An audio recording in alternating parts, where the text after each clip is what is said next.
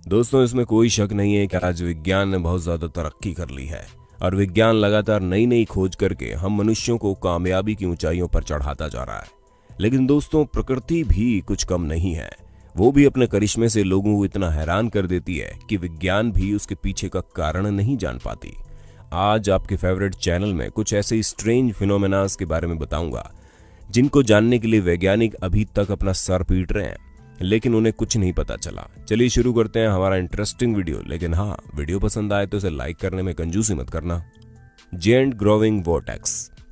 दोस्तों, 26 दिसंबर 2012 में जब नासा का एक सैटेलाइट साउथ अंटार्कटिक ओशियन के ऊपर से जाता है तो वो एक तस्वीर खींचता है जिसे देखकर हर कोई हैरान हो गया। आप खुद ही देखिए कैसे सैटेलाइट द्वारा खींची गई ये तस्वीर काफी ज्यादा अजीब है, क्योंकि आज तक वैज्ञानिकों ने इस तरह के नीले रंग का भंवर कभी नहीं देखा। दोस्तों, भंवर समुद्र में उठने वाले तूफान को कहा जाता है और जब समुद्री तूफान बहुत बड़ा होता है तो वह सैटेलाइट में कवर हो जाता है और इसी वजह से वैज्ञानिकों ने कई बार भंवर को देखा, लेकिन उन्होंने कभी भी नीले रंग का तूफान नहीं देखा और किसी को नहीं पता कि असल में है क्या और यहाँ पर क्यों है, क्योंकि वैज्ञानिक सिर्फ अंदाजा ही लगा सकते थे कि ये भंवर है जो कि साउथ अफ्रीका के कोस्ट से 500 मील दूर पर देखा गया। और अगर इसके साइज की बात करें तो ये पूरा 100 मील का बताया जा रहा है, यानी कि एक बड़ा सा नीले रंग का दिखने वाला अजीब सा भंवर पूरे 160 किलोमीटर के आसपास है, जो कि बहुत बड़ा है और ये लगभग एक पूरे शहर जितना बड़ा है। लेकिन दोस्तों, यहाँ पर एक सवाल अभी भी वैज्ञानिकों के मन में घूम रहा है और वो ये कि इसका रंग नीला क्यों है। हालांकि उन्होंने अंदाजा लगाकर एक थियोरी इसके बारे में निकाली है, जिसमें उन्होंने कहा कि ये पानी में मौजूद माइक्रो ऑर्गेनिज्म की वजह से हो रहा है, जिन्हें फाइटोप्लैंक्टन कहा जाता है। और ये वो माइक्रो ऑर्गेनिज्म है जिनमें नीली लाइट जगमगाया करती है और जब मिलियंस और बिलियंस गैलन पानी समुद्र में तूफान की तरह गोल गोल घूमते हैं तो ये माइक्रो ऑर्गेनिज्म अपने आप चमकने लगते हैं, जिस वजह से ये नीली लाइट सैटेलाइट में नजर आई होगी। लेकिन सिर्फ ये अनुमानित थियोरी है और वैज्ञानिक इसके बारे में कोई दावा नहीं कर सकते कि ये बिल्कुल सच है। दोस्तों, इससे रिलेटेड एक और थ्योरी कई सारे वैज्ञानिक बता रहे हैं, जिसमें उनका कहना है कि समुद्र में इस तरह के नीले रंग का भंवर होना अर्थक्वेक यानी भूकंप की वजह से हो सकता है। उदाहरण के लिए हम सन 2001 में जापान में आए भूकंप को ही ले लेते हैं, जहां भूकंप के बाद इतनी भयंकर सुनामी आई थी कि शहर के शहर डूब गए थे। लेकिन दोस्तों, समुद्र में बहुत छोटा तूफान आया था और ये जो तूफान सैटेलाइट में देखा जा रहा है ये बहुत बड़ा है, इसलिए इस पर पूरी तरह से वैज्ञानिक कुछ भी नहीं कह सकते कि ऐसा ही हुआ होगा, क्योंकि इसके पीछे कई कारण हैं जो वैज्ञानिक लगातार पता लगाने की कोशिश कर रहे हैं, पर अभी तक इस बारे में कोई सुराग नहीं मिला। ये तस्वीर अभी भी एक रहस्य बनी हुई है। The disappearing lake. दोस्तों, जैसा कि हम सब अच्छे से जानते हैं कि नदियों का पानी बहता रहता है, लेकिन झील का पानी अपनी जगह स्थिर रहता है। पर दोस्तों, हमने पहले भी कहा है कि प्रकृति अपने कारनामों से हमें चौंकाने में कोई कसर नहीं छोड़ती और नॉर्दर्न आइलैंड में मौजूद लुंगारीमा लेक भी कुछ ऐसी है जो अपने आप ही गायब हो जाती है और अपने आप ही उसके अंदर पानी आ जाता है। जी हाँ दोस्तों, इसकी इसी अनोखी खूबी के लिए इस झील को द वेनिशिंग लेक कहा जाता है। दोस्तों, वैज्ञानिक लगातार इस झील के बारे में जानने की कोशिश करते हैं, लेकिन वो जितना ही इसके बारे में जानना चाहते हैं वो उतना ही उसके रहस्य में घुसते चले जाते हैं, जिसकी सबसे बड़ी वजह यह है कि अगर इस झील के पास से कोई गुजरे तो वो इसे देखकर ये नहीं कह सकता कि कभी इसके अंदर कोई पानी था और ये कोई झील भी थी। लेकिन जब इस झील के अंदर पानी हो तो भी कोई ये नहीं कह सकता कि झील कभी सूख सकती है। दोस्तों, काफी जाने माने जियोलॉजिस्ट विल्सन ने इस बात को जानने के लिए उस झील का पानी कहाँ जाता है, इस झील में एक अलग तरह की डाई डाल दी, जिससे पता चल सके कि इसका पानी किस तरफ फ्लो करता है। हालांकि पानी का फ्लो थोड़ी दूर तक पता लगाया जा सका, लेकिन उसके बाद ये पानी कहाँ जाकर गायब हो गया किसी को नहीं पता। दोस्तों, इसी चीज को अच्छे से जानने के लिए चलिए कनाडा में मौजूद इसी तरह की एक झील के बारे में जानते हैं, जिसका पानी भी सूख जाता है। लेकिन दोस्तों, कनाडा में मौजूद इस झील का पानी वहां सिंक होल में जाता है और वो लुंगारीमा झील से काफी अलग भी है, क्योंकि कनाडा में मौजूद झील के पानी का आने जाने का सारा रास्ता वैज्ञानिकों को पता है, लेकिन लुंगारीमा के बारे में वैज्ञानिक अभी तक कुछ नहीं जानते। ये पानी कहां से आता है और कहां को जाता है, इसी वजह से यह भी मिस्ट्री बना हुआ है, जिसे वैज्ञानिक चाहकर भी सॉल्व नहीं कर पा रहे। The mysterious blood red lake. दोस्तों, अब इस रहस्य की बात करते हैं जिसके पीछे की सच्चाई बहुत ही ज्यादा कड़वी हो सकती है।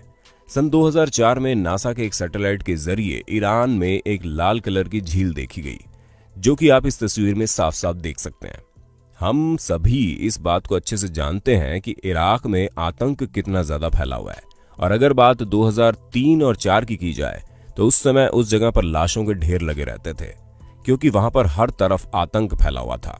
लोगों का घरों से निकलना मुश्किल था और अगर कोई घर से निकल भी जाता तो उसे तुरंत मौत के घाट उतार दिया जाता। लेकिन उस समय इराक का माहौल इतना ज्यादा खराब था कि इंसान चैन की सांस भी नहीं ले पा रहा था। हालांकि इराक में अभी भी कुछ खास खुशियां नहीं है, लेकिन हाँ, सन 2003 और 4 की बात अलग है। नासा की सैटेलाइट द्वारा ये तस्वीर भी 2004 में खींची गई, जो इराक के बगदाद शहर की है, और उसी शहर में आतंकियों का आतंक सबसे ज्यादा फैला हुआ था, जिसे देखने के बाद वैज्ञानिक ये सोचने पर मजबूर हो गए कि लाल रंग की झील पानी की जगह खून की भी हो सकती है, क्योंकि जिस हिसाब से गहरा लाल रंग सैटेलाइट में साफ साफ दिख रहा था वो सिर्फ खून का ही हो सकता है।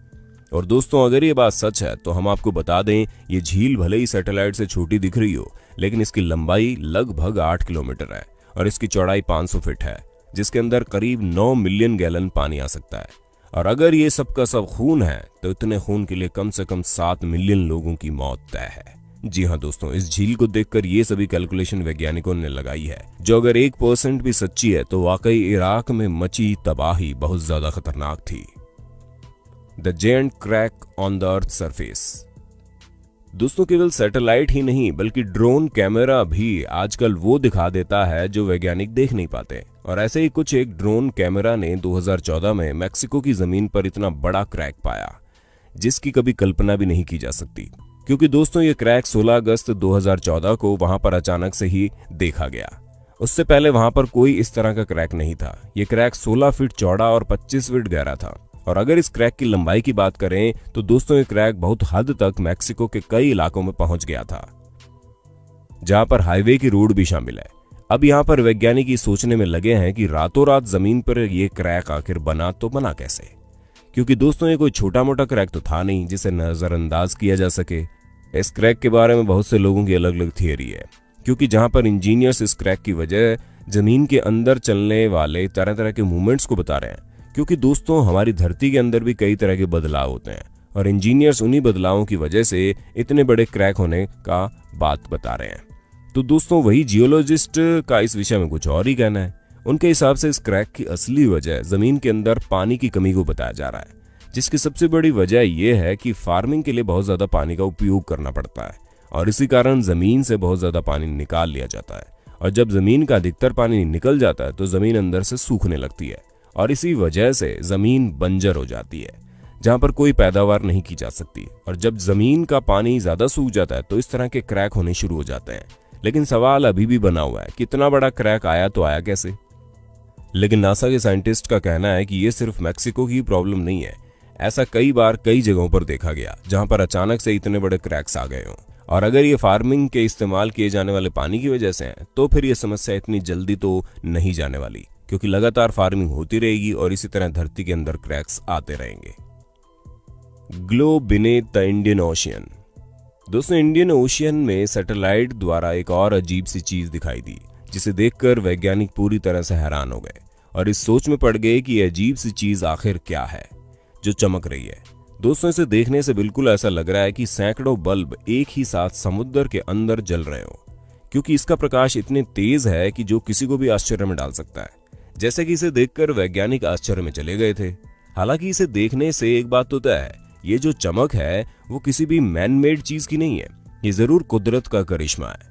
और वैज्ञानिकों की माने तो इसकी सबसे सही थ्योरी बायोल्यूमिनेसेंस है।